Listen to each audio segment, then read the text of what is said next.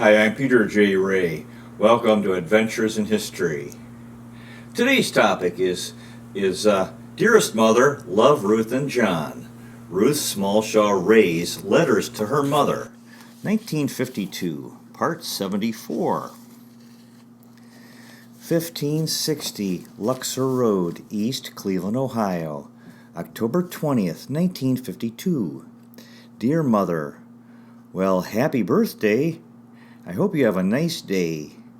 I wish so much when we discussed your blue feather hat last summer that you'd indicated a desire for another. About 2 months ago I saw one downtown and debated getting it, but decided you probably like a change. I'd mailed your parcel when I got your letter, so hope it's suitable and you like it. We've been having a very exciting time here lately. Life just seems to get better all the time. We finished up a couple of the courses, and tomorrow night I go to see John graduate as a prepared parent. At the last natural childbirth class, they had the fathers do our postpartum exercises to teach us after the baby comes, to put our figures back in shape. John's a darling. He keeps telling me how good I look, a real morale builder. Last week they really thrilled me by bringing my kids out from school. What a riot it was. Billy Burt kept patting my tummy and was sure I couldn't kneel down if I went to church. They weighed me and so fat at 144 pounds. They patted my wedding picture, pretty, not fat, long hair, not cut. I felt they were discussing someone dead. But they said I had a pretty house and pretty bathroom. They were thrilled with the baby clothes. I was still excited about opening Graham's parcel, a darling outfit. At noon, Miss Kent called to ask if she could bring out the rest of my old gang. They were jealous of the others coming out. I felt like a sightseeing spot. They asked where Father was. At work. Hammering? Or writing?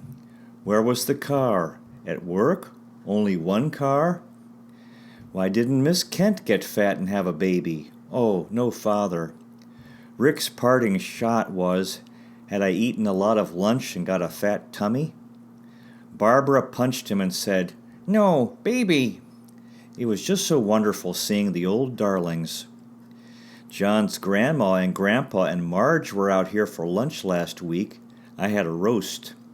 John's grandpa had a very good report from the hospital and looks fine. Very nice visit. The baby dropped a couple of weeks ago, so we're all set, but hope it waits a few more weeks as I've a lot to do.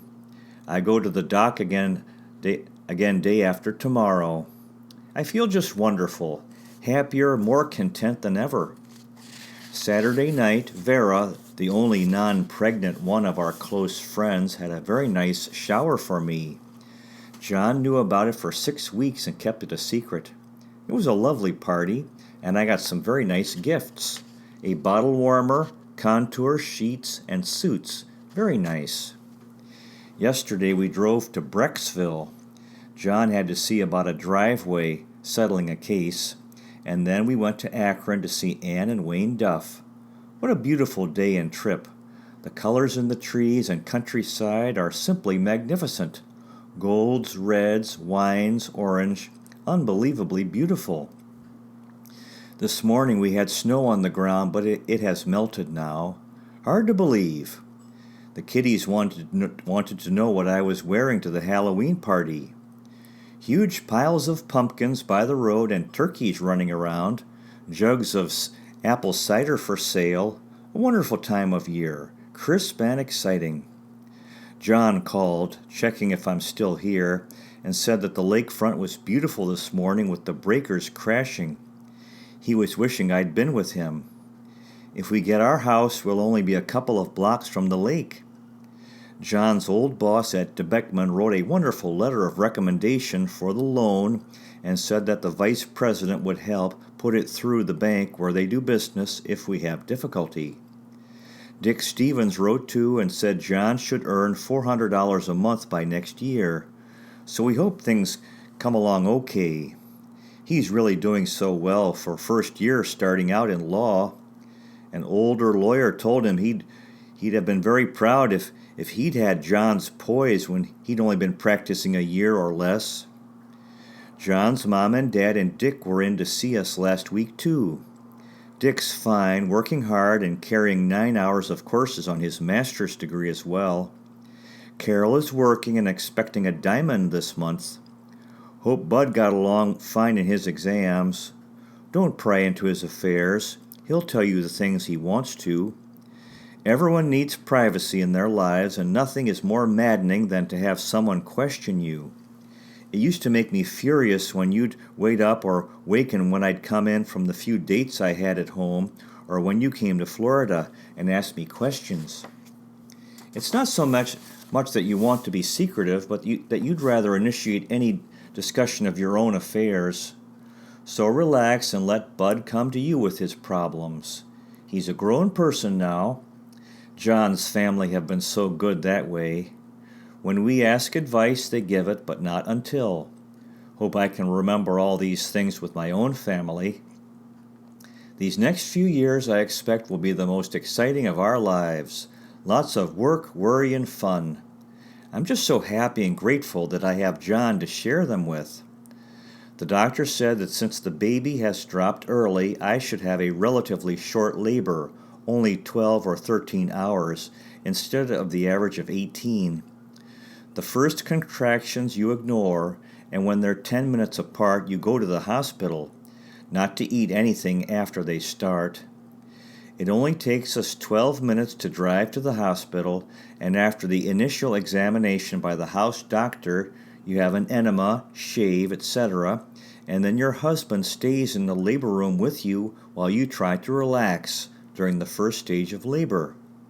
They usually give Demerol to tide you over the transition stage, then you push in the second stage and have a spinal for delivery if you need it. They usually give an episiotomy, cut and stitches to prevent tearing of the perineum. They have a mirror over the delivery table so you can watch it all. The doctors usually use outlet forceps to hasten delivery by about 20 minutes, but they're not the least bit injurious to the baby, but are used as extensions of the doctor's hands to help the baby out. Hope I can be a good girl and relax at the right time and work and do my job well. They say you scare yourself and that tightens you up, and then your muscles work against you instead of for you, and it turns into a vicious circle.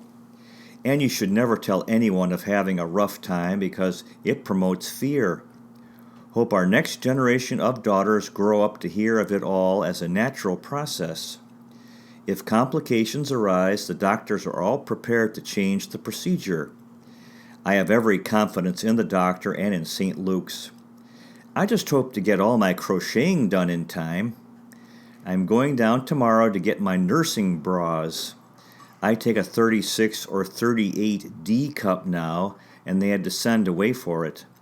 The B and C cups are too narrow for our build, and it tends to break down your muscles when you don't have adequate support at the side. How long were you able to nurse Bud and me, Mom? I hope I can for quite a while, but we'll see. Your weekend in Star City sounded very nice. You can have all that good food in the city too, with a little or a lot of preparation. We're going down to pick out the crib this week and diaper pail. I still need a sterilizer, rectal thermometer, shawl, and girl's name.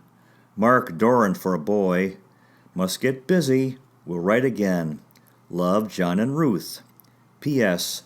John cut these out of the paper. Buzz Sawyer Comics. R.R.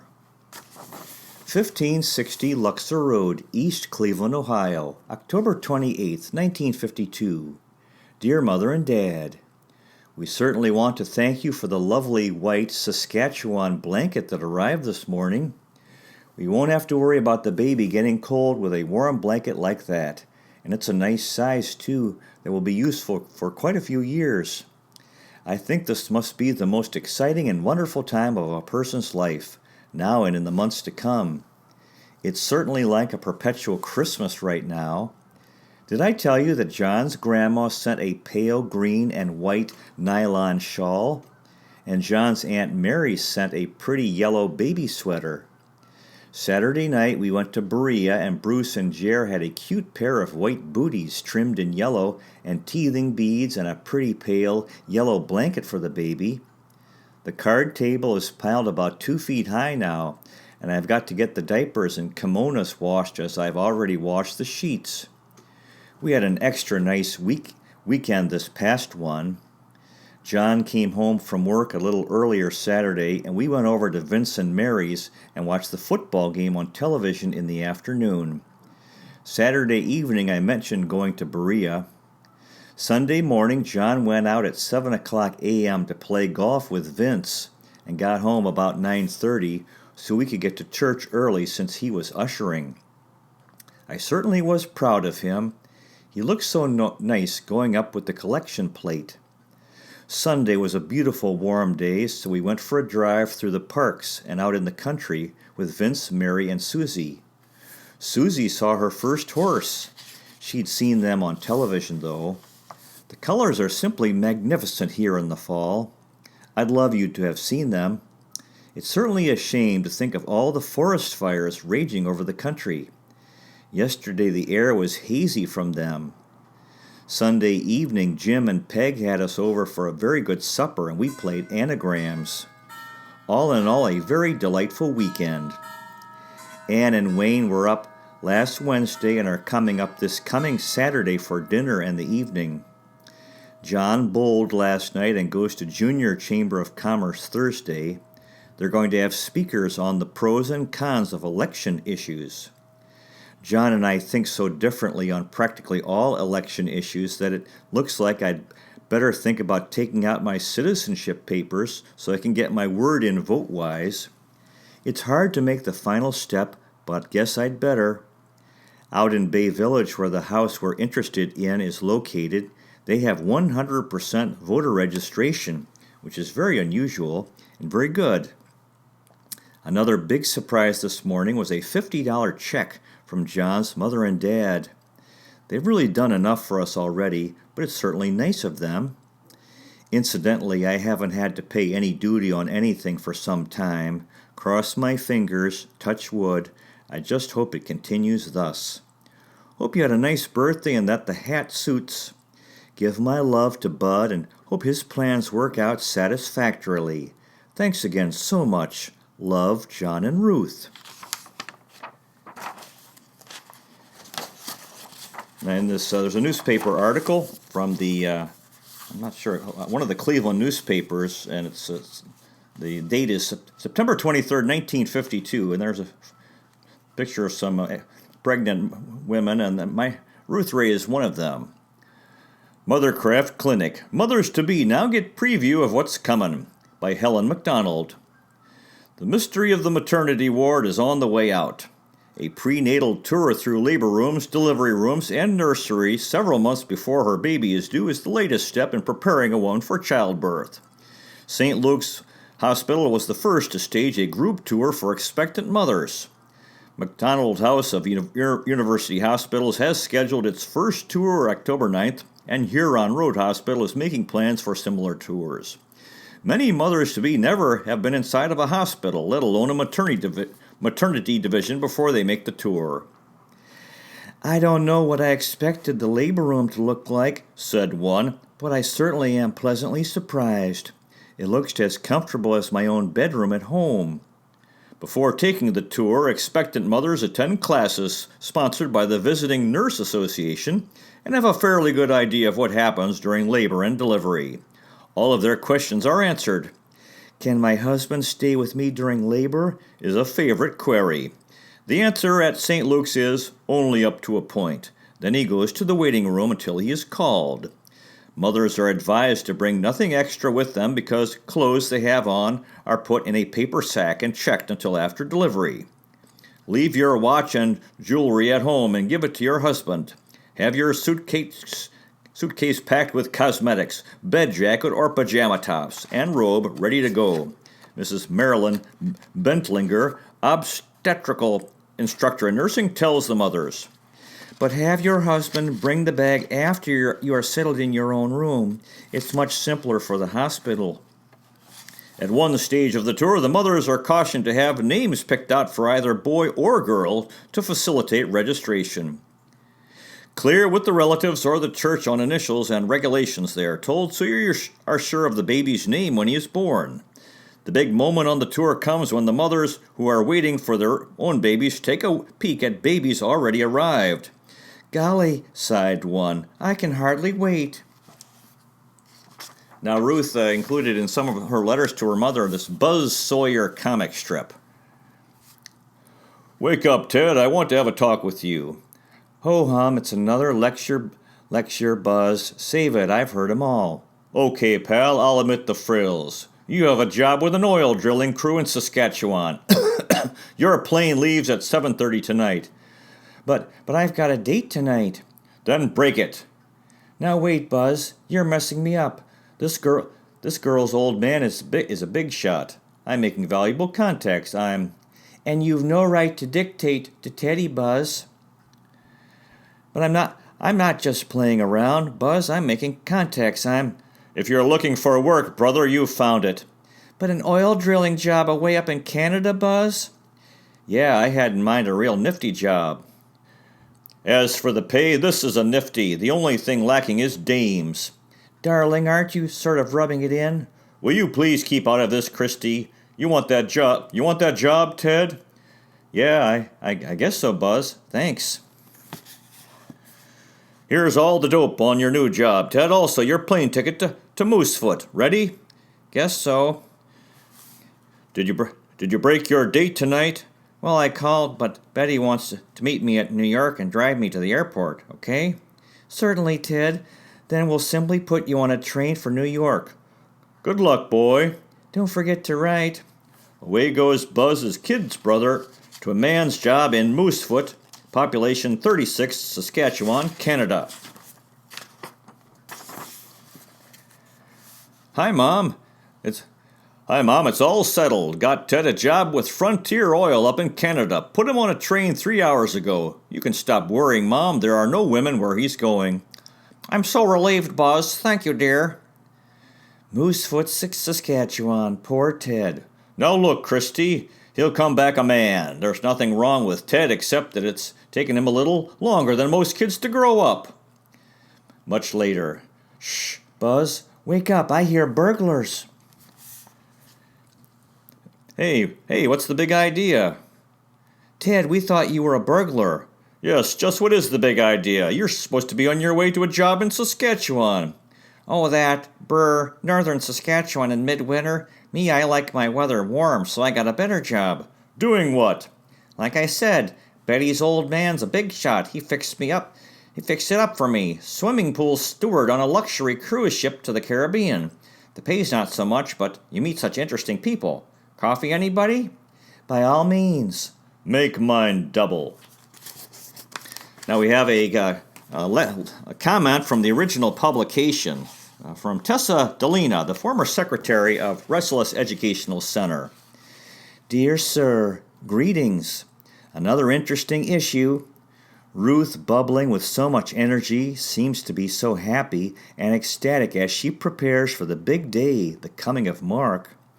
John is very much supportive of Ruth and is so sweet and caring. The color blue you used as a backdrop easily catches attention and is quite attractive. It sort of sets the mood for this chapter. For me, this color, sky blue, gives you a feeling of calmness and serenity, and I'd like to put a caption to it. Marriages, such as John and Ruth's, are made in heaven. The following are some very beautiful and meaningful lines taken from her letters. I am sure your mom would vividly recall the following scenarios. I couldn't begin to describe how lovely it is here in Helen's lovely cabin, surrounded by white birches and a beautiful view over Glen Lake from her picture window. I am now riding on the bench with the water lapping at my feet by the dock. And then we went to Akron to see Anne and Wayne. What a beautiful day and trip. The colors in the trees and countryside are simply magnificent. Golds, reds, wines, orange, unbelievably beautiful. In her letter dated September 22, 1952, my heart goes out to the girl who was already 6 months pregnant, and because she contracted German measles on her 3rd month of pregnancy, she had no choice but to let go of her baby. I could just imagine the anxiety and trauma she felt. Quite a contrast to what your mom was feeling then. I can't wait for the sequel to this issue. I'm sure it would be doubly exciting as this one. Sincerely yours, Tessa J. Dolina, Quezon City, Philippines. To be continued. Well, that concludes today's presentation. Good luck to you with your efforts in family history if this interests you, finding, preserving, and sharing old letters, diaries, and photographs, and interviewing elderly relatives while they're alive. You might consider checking out our website, Adventures in History with Peter J. Ray at peterjray.com. So far, we've made 597 history videos in 7 areas: world history, American history, book reviews, poetic tours, Cleveland baseball, family history, and autobiography. You also might consider checking out our podcast, Adventures in History. Thanks so much for watching. I really appreciate it. God bless you. Take care, and I'll see you next time.